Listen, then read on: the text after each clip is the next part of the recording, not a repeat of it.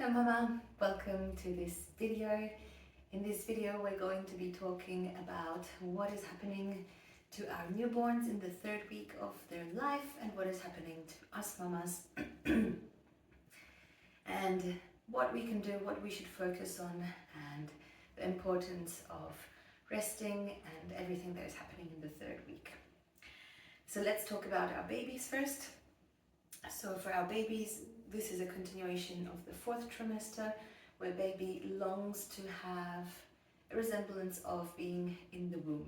So they will like the movement, they will like warm temperatures, cuddles, hugs, being wrapped up, movement, as well as shushing sounds or white noise sounds. All of this resembles what was happening to them in the womb, and that will help your baby adapt to the life outside of the womb. So that is what they're doing. They're working hard on adjusting to this life. And at the moment, everything is completely new to them. It could be scary to them. They will start to wake up a little bit more day after day. And because they are waking up, they'll realize new sounds, new smells, new circumstances, and this might scare them. So just keep this in mind, be there for them, cuddle them, and take care. Oh, there's my baby, I have to go. So I'm back now again, baby's sleeping. Let's continue. So there's a lot of incredible growth happening to baby in baby's brain and body at the moment. But what are they actually doing apart from growing and developing? They will be feeding a lot, so they'll be feeding every 2 to 3 hours, and this is completely normal around the clock. So you'll have multiple feedings during the day as well as multiple feedings during the night. They will not be able to distinguish the difference between day and night. There is no circadian rhythm developed yet. And baby will be sleeping a lot still, so between 14 to 17 hours per day. Cluster feeding is absolutely normal, and this means that baby will want to feed multiple times, and this especially happens towards the evening.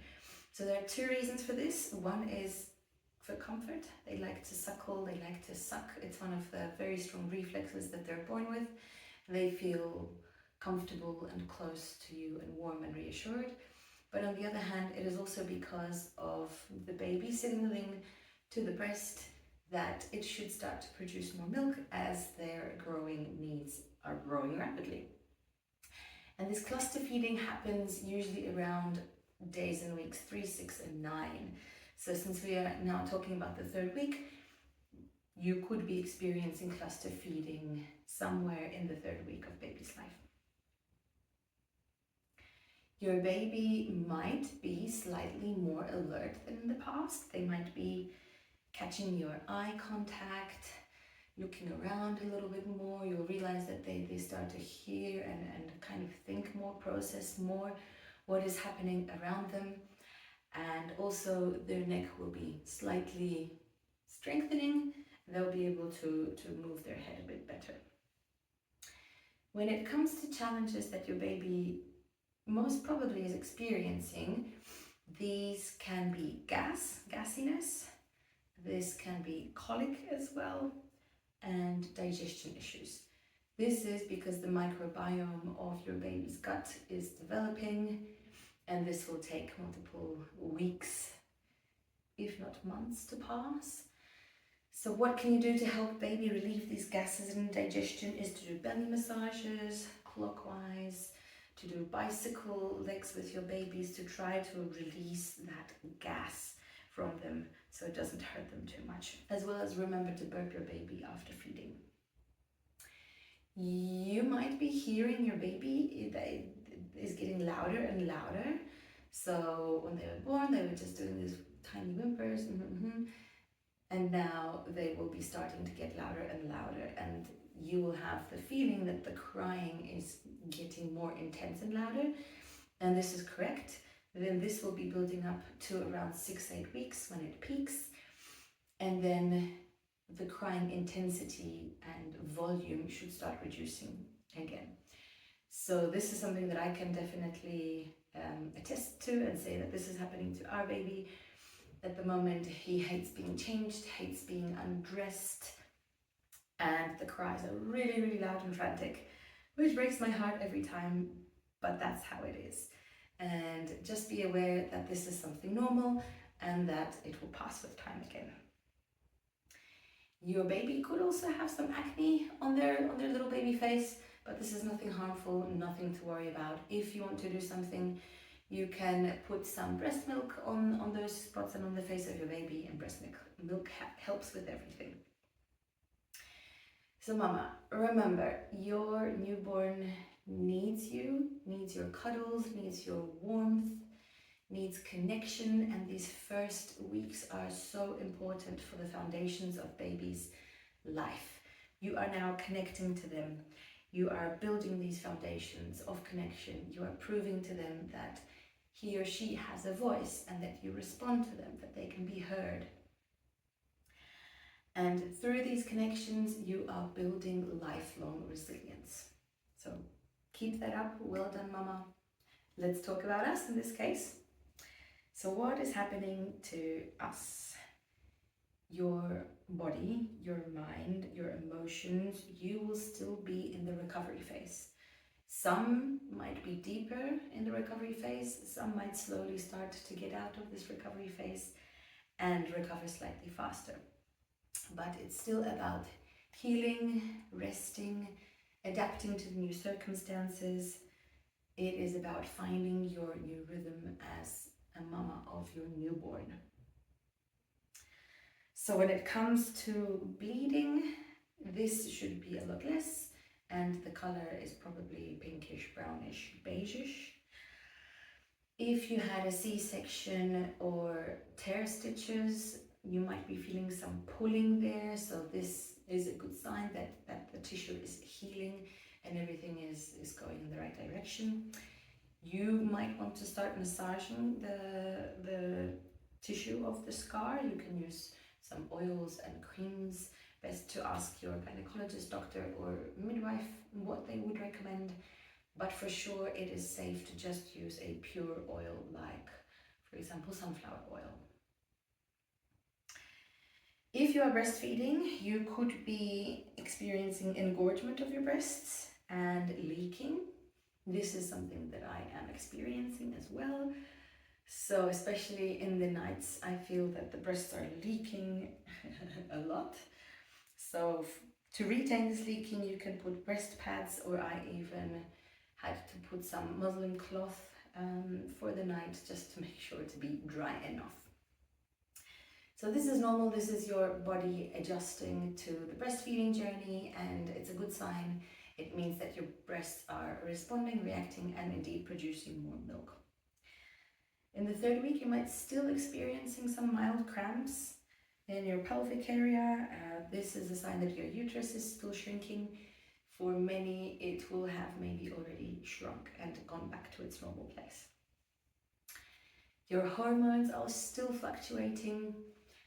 So some are dropping, some are on the rise. They will be stabilizing now, so you will start to realize that there is a new rhythm, there is something a bit more constant, and you'll be able to start adjusting to this. If you're breastfeeding, there'll be a lot of oxytocin being released between you and baby because of all this bonding and feeding. And you will also have the breastfeeding hormone called prolactin. So this helps in building the milk supply and then in producing the milk. But they're still a little bit all over the place, the hormones, so you might be at some days happier, some days a bit sadder.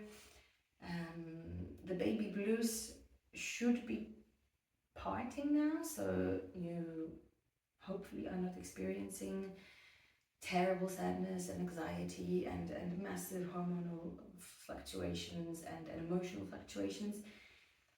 If you are, it should now start stopping in the third week, and there will be some sort of new realization that this is the new rhythm, this is how things will be, and you'll start to figure it out and settle into this new rhythm.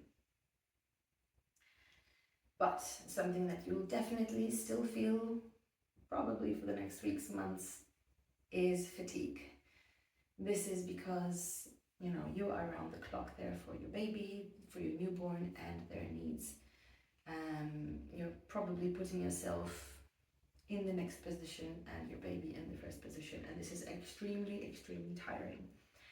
So please talk about this to your partner. Tell them how you're feeling, tell them what you're going through. I realize often that it's something they're just not aware of, that being awake at night 3 times for 1 hour is definitely not normal and is extremely tiring. And in the same time, if you are indeed breastfeeding and then burping the baby and then walking with them or carrying them for them to fall asleep or shushing or bouncing, this takes a lot of energy. So I'm definitely eating more these days than I did at the end of the pregnancy journey. And this is normal. You do need more calories. Just take care of the type of calories that you're eating, that the nutrition is good, that these are good nutrients that you're giving yourself that can nourish the body and help you in recovery.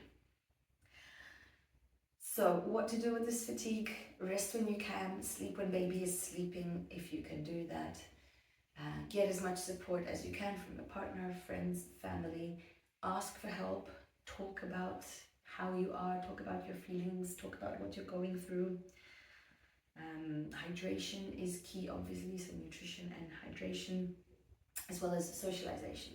So if you feel like you have the energy now to slowly start going out, again, connecting to other mamas, comparing notes, talking to them what they're going through will help you understand that a lot of other people are going through similar journeys and you're not alone. So if you need help, ask for it and accept help. And all the best, mama. I hope you are feeling well. I hope you're doing well. I hope you're able to start incorporating some simple exercises into your daily routine. I have made simple exercise videos for week 1 and week 2. If you're feeling now that you're ready to start from week 1, then go on to week 2. And week 3, I will also be making a video with some simple exercises to start recovering that body and making you feel good in your body again. Thank you for joining today, and I hope to see you soon. Take care of yourself, mama. Oh, and like and subscribe. Bye.